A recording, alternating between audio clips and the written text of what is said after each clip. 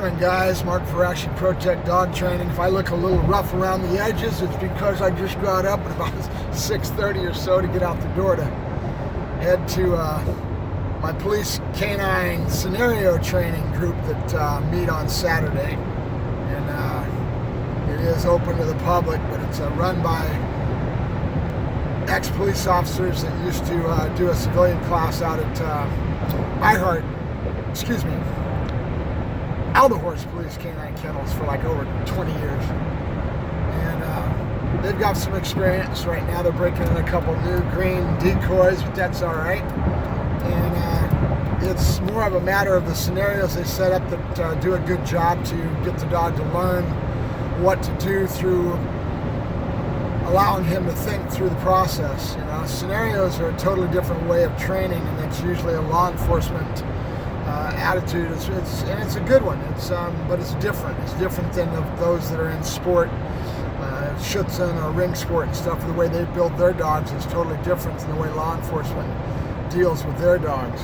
And a lot of that's because these dogs that come over from Europe are green. In other words, they've been through the puppy development, with trainers that are in the sports over in Europe. Either they're doing Schutzen or they're doing ring sport in France or whatever, or KNVP in Holland and Denmark, which is the closest to real police dog training. And actually, it's not a sport.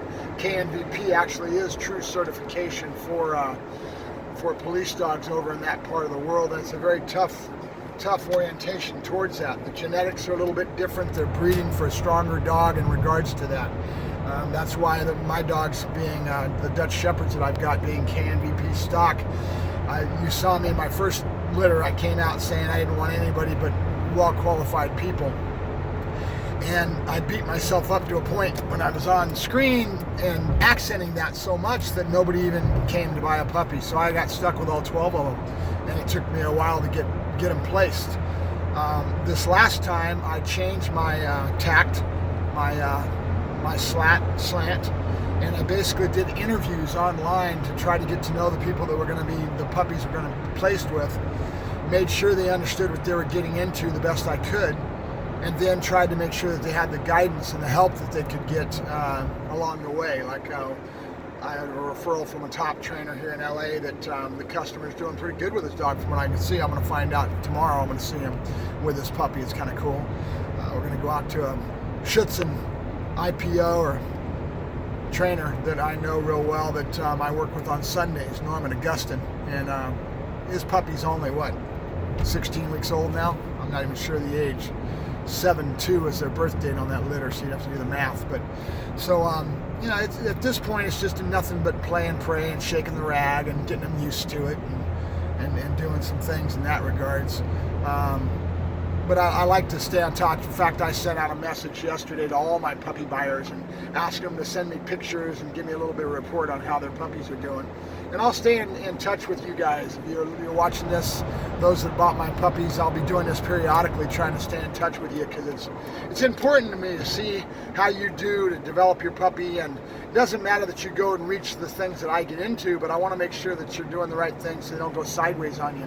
There's a lot of high drive energy dog that can get into reactivity, all kinds of problems you can have with a high drive dog like this with this kind of genetic stamp if you don't know what you're doing. So I did my best to get you pointed in the right direction, and I'm hoping that you guys all do real well with your dogs, and I'm trying to stay on top of it as far as being there for you if you need me, and then just knowing what you're up to with the dogs and how they do and how they develop. It's interesting to me in that regards, because you know already, if you watch my videos and you know me already through my videos, that I have a philosophy that a dog is a product of two things: his genetics, which is his breeding, and his environment. And in my opinion, is 60-40. So 60% is affected by the environment, 40% is by genetics. But you can't escape the genetics, guys.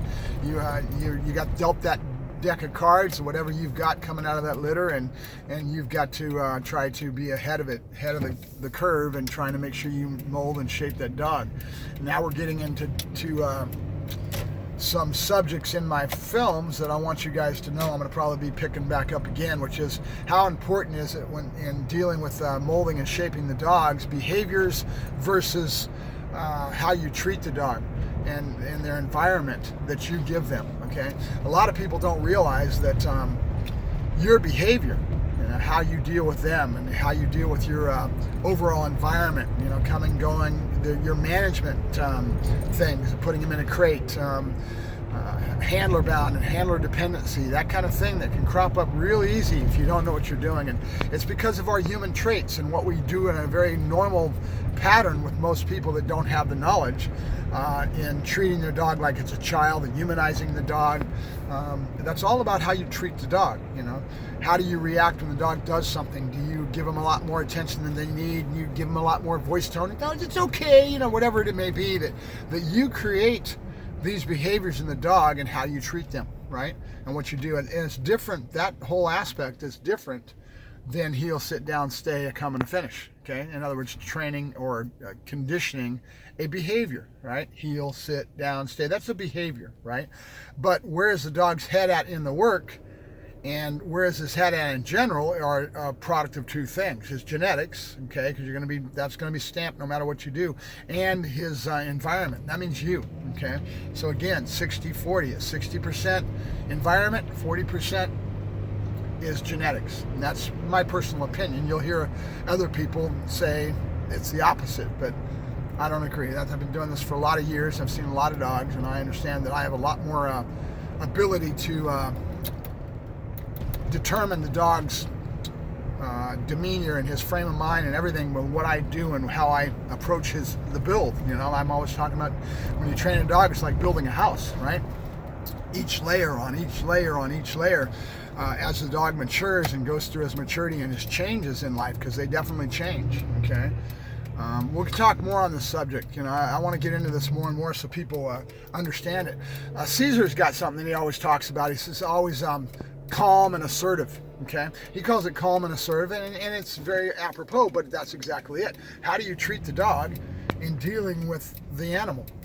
And calm and assertive is important, and I call that being done and over with your correction, right? And having no emotion going towards the dog as far as what you're doing. So it's just matter of fact, done and over with. That's calm and assertive. It's basically the same thing as he's trying to say. So we'll go over it more as we go along. I'm here now. I'll see if I can get some video. I every now and then I do, but these guys got a pretty big class. They've got like 40, 50 people that show up. They have a beginner, an intermediate, and an advanced class, and then they have trainers on each side helping the owners calling the class. You're out there going through things,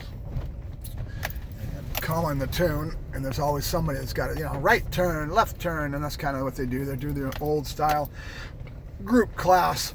I've got Zeki with me today, the client's dog, and the reason I do is because this is a great environment for a puppy, because you got a bunch of dogs right before class, and I'll go out here with Zeki and I'll get him around all these dogs, and Zeki will get more and more used to being around that many dogs and not being affected by it, and neutralizing the animal towards that.